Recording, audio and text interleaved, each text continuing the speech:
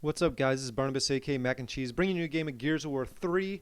Now, before all my Call of Duty fans take off, I just want to say that I'm going to get back to Call of Duty content. I'm just going to kind of ping between a couple games here. I wanted to give some quick tips on how to use the Gnasher in Gears of War 3, mainly because a lot of people struggle with it. It's a very, very powerful weapon, and once you kind of get the hang of it, you practice with it, it becomes super, super powerful, and it becomes a lot easier to use and a lot more gratifying when you do use it correctly. So first thing I kind of want to talk about is just the range at which you need to be at. So right here, this is probably the farthest range you possibly want to be. Me and the other character are going to trade shots here, and you'll see how much damage it really does from that distance. And it doesn't do very much. This is without an active, by the way. So if you had an active, maybe you get a little bit more damage. But we're going to kind of keep pushing towards each other and keep taking shots. And you'll see that we'll get. I'm almost full red here, and as I get the next shot off, the reason why I down her is because I hit the next shot a lot sooner than she does. She's obviously full red as well. Now this is the optimal distance that you want to be starting from, but since we both saw each other, we started shooting a lot sooner. And what I'm going to kind of talk about right now is how to line up your shot. And this is something that you should do. You should practice with. Once you down a character, just hip fire and learn where that sweet spot is. Now, normally the sweet spot or your reticle would be where the red omen is, but instead you want to try and aim it up right off of the center of your elbow. That's where your character's holding the shotgun, and that's where you're going to get the kill from. That's where the shot's going to come from. So later on, I'll kind of show you where you want to position your body as I mantle kick somebody, but that's the general idea. That's where you want to aim when you're kind of going for blind fires and whatnot. So or hip fires. So you'll see like right there, I got a nice hip fire, and that's only because I had that lined up perfectly, and I had the surprise on him. So coming up right here, I'm going to mantle kick this guy, and this is a great way to practice or a perfect situation. So right here, what do we see? This is where you want to line up your body. This is the perfect positioning, right off the elbow. I'm going to take that shot, and that's going to be a perfect gib every single time. You won't miss. So with that in mind, you'll know, like, okay, that's the general positioning.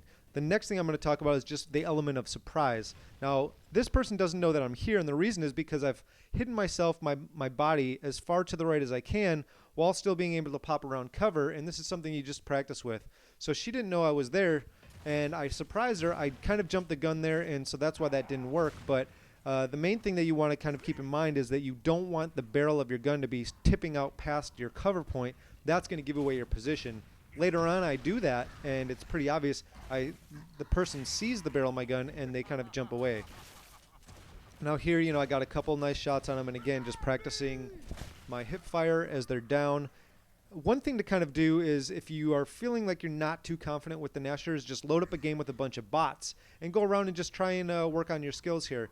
Now, this is a perfect example of where I'm kind of waiting for these guys, and I hear somebody coming, and so I turn, and since they're running at me, I can get a nice, quick, easy shot on them. Now, what I'm going to highlight here in slow motion is that this is me kind of lining up my shot. I see them running. I know I'm over too far to the right, so I just pulled to the left a little bit and pulled the trigger, and it lines things up perfectly. Now, on the flip side, this is what it looks like, because now I get it right in the face, right there.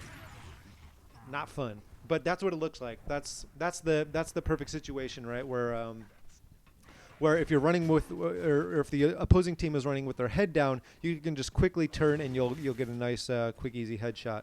So here I'm kind of pre-activating. I'm getting a fire or some active damage bullets. This should have been a headshot right there, but it didn't kill him. So I was a little bit freaked out. And I'm like, all right, well, that's not a good situation. I'm just going to get out of there because I wasn't necessarily set up. I was already on the run.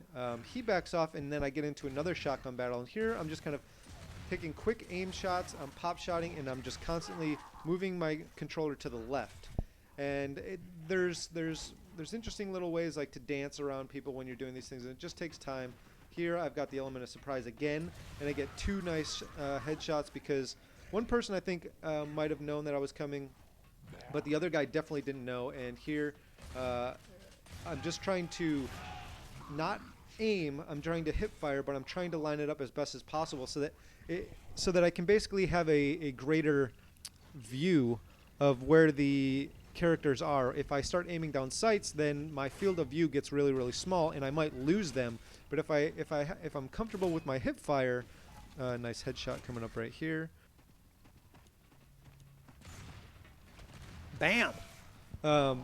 If I'm comfortable with hip firing, then I can basically keep my field of view out a little bit further, and I can see where they're going, and I can position my body a little bit better, and just aim, shoot from the hip and get the kill hopefully a lot easier than if I had to kind of constantly look down sights or hard aim.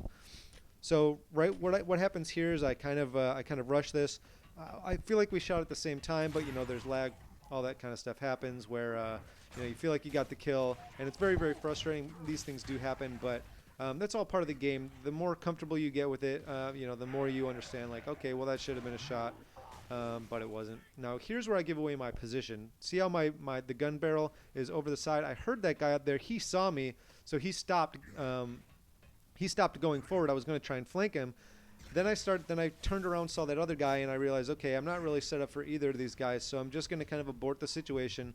I thought I heard a guy coming in that direction, but he wasn't. Instead, this guy came out of nowhere. I used the little cover system right there to protect myself, and I got a nice, easy kill based off of that guy. So the main thing to kind of take away with him, kind of getting towards the end of this video, is just to kind of figure out, okay, where should I position my body for this? How can I get a sneak attack on somebody so that you get the element of surprise? And when should I hip fire versus hard aim and whatnot? So obviously here this guy's just running away. I don't need to hip fire. It's fine if you do. I practice hip firing there. But yeah, that's pretty much the end of the video, guys. I hope that helps in some way, shape, or form, just helping you line that stuff up. A good player wins 1v1s, a pro player avoids 1v1s. So think about that as you kind of move on playing whatever game you're playing. And yeah, as always, thanks for watching, guys. Go out, have fun, and I'll see you next time.